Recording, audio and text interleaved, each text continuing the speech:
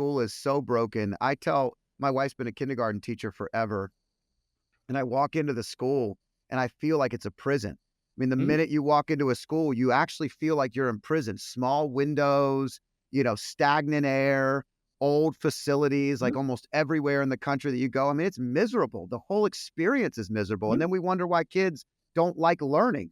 Well, we're Well, not teaching. industrialism, remember, schools started because of industrialism. They just never evolved past that. So even when YouTube came out, schools didn't say, like, hey, there's better teachers on YouTube than the teacher in front of you. Like, let's take a moment and study something together, because it was never about that. It was just about this institution that basically grew out of no longer a need in society. Like, you don't need schools anymore in society. And what happens is, when you don't need them, well, they have to come up with new gimmicks to basically milk as much money as they can, because they know their end's coming. So they're basically like, well, you kind of need us for networking now. You're like, well, I could go network for free. I don't need to spend $65,000 a year to go to Yale to network. I can probably get on Instagram, find more people than find at Yale, or meet the same people. So I think that what's happening is we're seeing these shifts in institutions across the globe everywhere. And I think this is the disconnect that's creating a lot of political, uh, Discourse. like, yeah, and a lot of political hate, because people feel like they're lied to, even though they've never done their own research. People feel like government should help them when government was never designed to. They believe schools are broken, but no one's lowering the tuitions, but they want to pay off student debt. So like, when you start looking at all this stuff, of course there's going to be people that are pissed as hell and sitting there and being like, because groceries are more expensive, I'm going to vote one way or not. It has no correlation, but again, we haven't provided education for how financial sectors work enough for people to understand which direction they're going anyways. So Yeah, it sounds to me as well like a big important part of our education system should be mindset.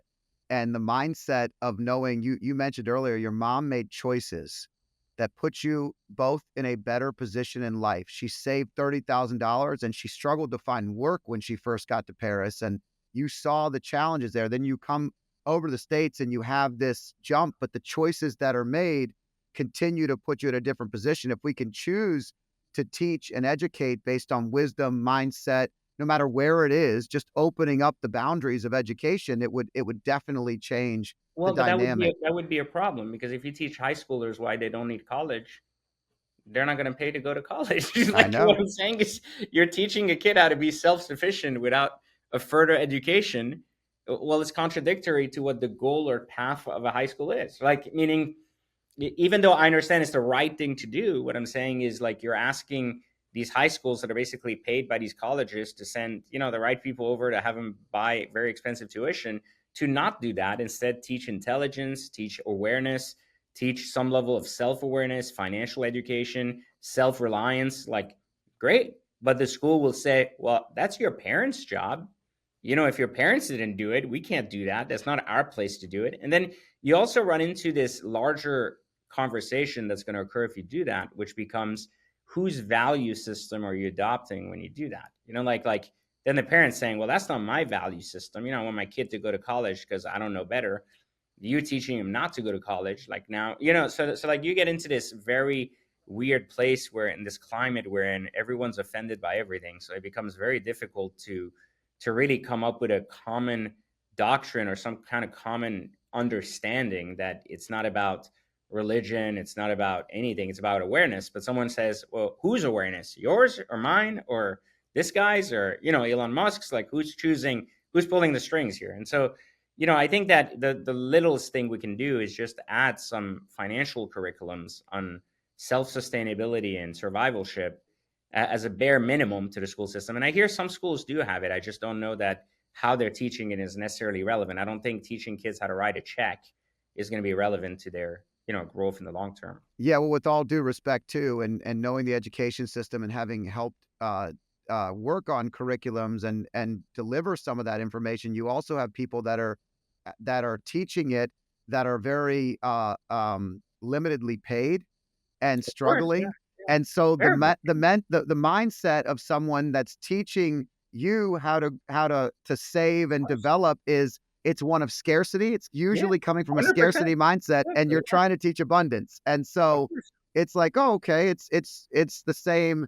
it's very challenging So to so break so through. it's not because the school system looks at teachers as structural learning. They don't look at them as growth learning. So remember, they're there to teach you survivalship. They're not there to teach you abundance. And I think that's the big difference. People will say, "Well, go on YouTube if you want to read, this millionaire's book." Like he's not going to come here and teach you in high school. So I think that what ends up happening though is that because information is also freely available, they basically hire teachers that will structure learning, not so much be educators. So that's unfortunate. That's not the way it should be. That's not the way it was back then. I mean, Right. again, this is a changing time. Like if you asked me 20 years ago, should a kid go to college? Probably 8 out of 10 people would have said that's probably a good move, to get a college degree and to go that direction.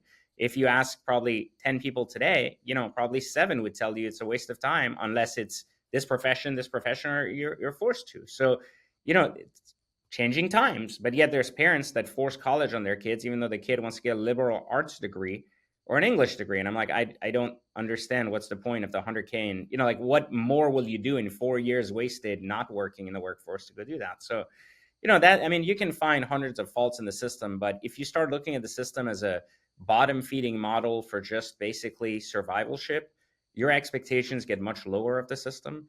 And then you become much more self reliant on yourself, and not so much relying on any system, any means of survivalship. Well, I think as an entrepreneur, it's like tasting bad food. I know good food. I grew up in an Italian family. My mom, my grandmother, everybody cooks great food. If I go somewhere and eat and it's not great food, I recognize it right away. As an entrepreneur in the education system growing up, I recognize the walls as a prison. I recognize the windows as too small. I recognize the scarcity mindset and wanted to break out and decide to do something different. And I think having YouTube now and all the other things we have is a great advantage. I also think that with colleges back in the day, they used to have all the professors used to have to stay relevant.